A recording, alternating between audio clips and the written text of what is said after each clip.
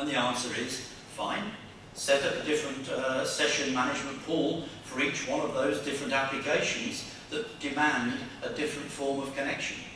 And so our connection and session management technology can handle that completely. I don't have a slide on it, but let me also mention one other piece of the technology that sits inside the product. And that's a piece of technology we call data fetch on demand.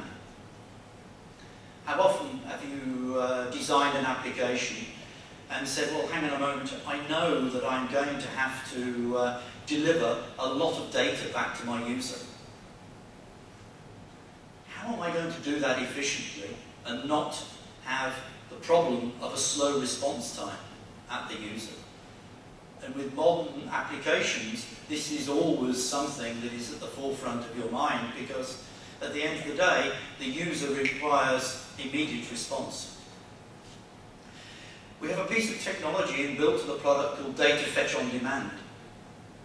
So the programmer designs his normal .NET application without any thought of data fetch on demand. But behind the scenes, we deliver the data back out to the user, to the client, in small packets.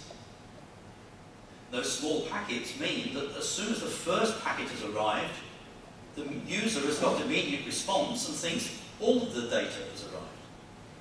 And it is not until you page down to look at the data do we deliver it out to the client. So another part of our technology is aimed at giving you fast response times and applications that are extremely performant in a .NET environment. So let me say a little bit about core objects. It's designed to deliver a .NET environment that is highly productive, and the code that is highly productive. And our class library is a superset of anything that you'll find from any of the suppliers, because it is designed with the multi-value developer in mind completely across all of the platforms. So we are able to do things that the database suppliers themselves may think is proprietary to them, and therefore we will not do that, or it is too difficult. With our technology, we've managed to put together a class library that is extremely efficient for the multi-value developer and is across all of the databases. And of course, you would expect us to be able to say, well, it's a .NET environment, and therefore you've got to be able to do everything that is stateless. Of course we do. And therefore we handle the locking, the session management, and the state retention. Because if you are going to return, which almost certainly you will, you need to recognize that user when he returns and be able to therefore quickly and efficiently deliver that, that state that he was in before he left and moved on to a separate page. So all of that is handled within the product. And of course, everything that you will want to do within Visual Studio means that all of our class library, all of our functionality is part of Visual Studio itself. And of course, it is.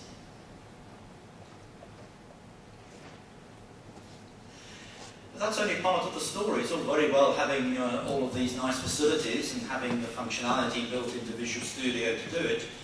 There are certain other tools that you'll need to be able to run your system. And there are three other utilities that we have. The Data Manager is the core utility. It enables you to set up the environment, to enable your accounts, and to be able to manage the schema, i.e. the definition within the dictionary items, to enable you to work efficiently. There is a session monitor that allows you to look at all of the sessions that you're running and to be able to manage them and control them. What happens if something goes wrong? So it's really the administrator tool that you will be able to use when you've got the systems live. But before systems go live and during development, or dare I say when systems go wrong, unfortunately they will, we have a connection monitor which enables you to monitor the connection between the client and the server and see everything you're doing from a PIC level. So you can see the commands that are passing, you can see the data that passes, and therefore it enables you to go in and look at the lowest level, and therefore to be able to control and manage the system and do the analysis that you need.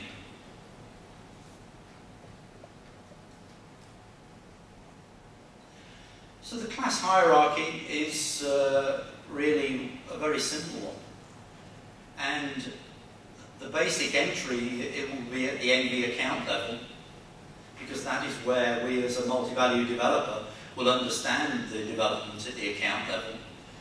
But then you've got the full hierarchy at the file level, and then at each item list and the items within it.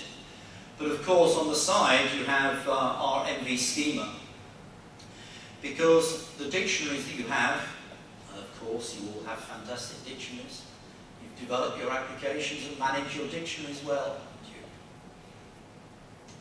I'm sure that you try to, but the better your dictionary is, of course, the better your system will be in anything that you're trying to add.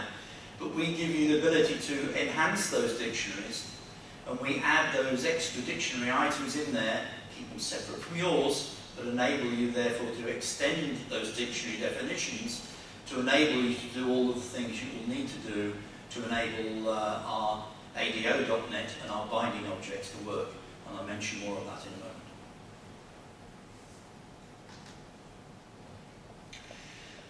So having described how the core technology works in terms of developing an application from a multi-value perspective using core objects, let's go completely to the opposite end of the world and talk about ADO.NET. ADO.NET is completely talking about .NET from the SQL Server, from the Microsoft perspective. So this is nothing to do and does not understand multi-value at all.